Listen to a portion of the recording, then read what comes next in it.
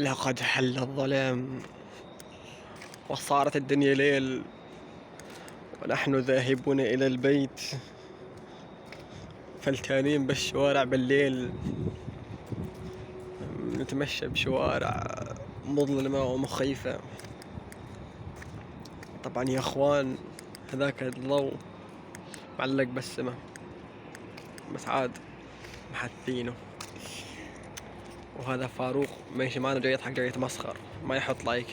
ذاك اليوم واحد حط لايك وانطيته مثل السيارة هاي فولفو، وواحد اشترك بس اشترك بالقناة وانطيته سيارة دوبلو، واللي ما يصدق كيفه. الكاميرا مقفشة ما اعرف ليش ما جات تشوف بشي بوضوح. ايش بيها الكاميرا يا زلمة؟ لو حط فلتر ما تسوي هيك. يا اخوان هذا واحد احد المتابعين راح لانه فتح صندوق هدايا على التيك توك، راح يقبضها. اسحب التماس يا زلمه، ما عم تاخذ التماس ليش ذاك؟ والله معقول بدي اوقف؟ ليش هيك عمار؟ ما عم تاخذ التماس ليش؟ خلنا نسويش والله هيك. صيرة صافية يا بنت الحلال، وانا حاسس على مصور بايفون يا زلمه. نزل برداية، شو نزل برداية عشان تعلي انا مو من هي من هي. ما لا علاقة للنار عبد الكريم، النار اللي قدام. اي بس ذاك شو ها صارت ايه يا اخوان. لانه بدي افوت على الحاره المباركه، طبعا الحاره ساكن بيها يعني بدي اقولها جنه خياليه سكسيه. معمار ايه شوف بس. طيب جانم يا جزر الماس. ف حبينا نحكي ونطلع على اليوتيوب ونقول قالت ستي أيها الثعب العظيم، أيها الديمقراطية الثورية العربية الجمهورية الكردية، اليوم سوف نذهب إلى الحديقة، سوف نذهب إلى الحديقة وبعدها إلى البحر.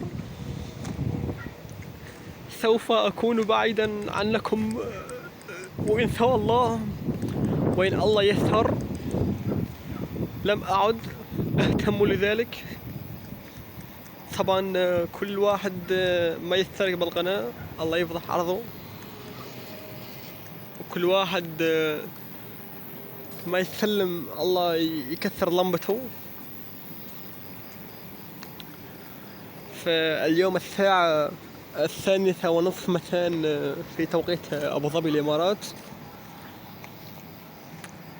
داعش مع الحارة يا زلمة، الله وكلك. اشتريت الكاميرا ب$6600. بدي افتح قناة على اليوتيوب وكل الحال يعني بصوت شلب. شلب يما قرب ذاك هو داير له واقف جدال البيت.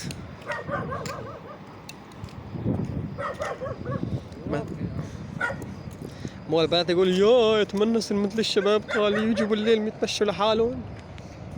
يا عم انا اخوي ما له صاحب ولا لوحد، الله يساعدك يجري.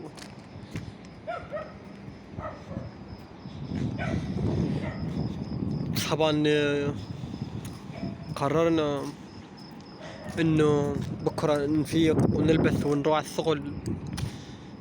هذا قرار جدا صعب، صح ولا يا عمر؟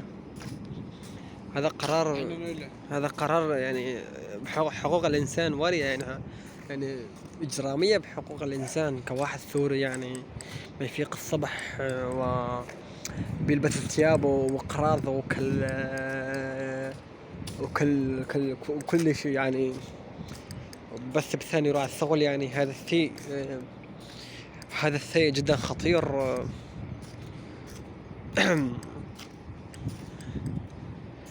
نمشي في الليل ونشتغل في النهار، نذهب إلى المنزل لكي ننام، صح ولا يا عمر؟ صح. يقولوا لقد صدق المتحدث. يا أخوان لقيت بيت للإيجار. عمر لقيت بيت للإيجار، رعبون، أعطيني 5000 رعبون واكتب لك عقد مع كفالتي. ولقيت لكم هين جماعة يبيعون حليب.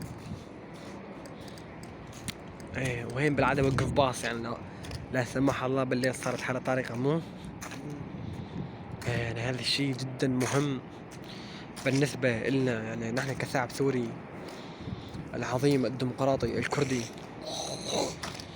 يعني ديمقراطي. نعم، نحن الآن ذاهبون نتمثل ليلا ونهار، ذاهبون إلى المنزل نبحث عن سعادة الآخرين قبل سعادة أنفسنا.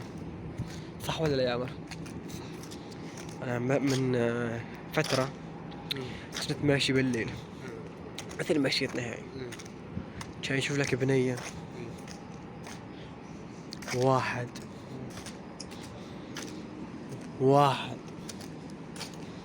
بطلت احكي القصة لأنه بي أطفال عم يشاهدون فيديوهاتي. صح ولا لا؟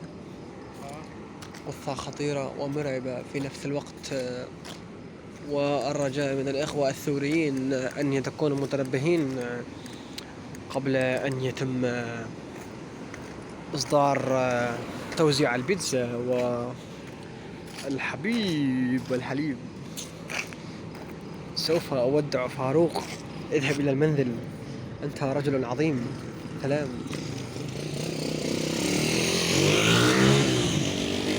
الله يعطيه العافية، يخنق بالميثور. سلام.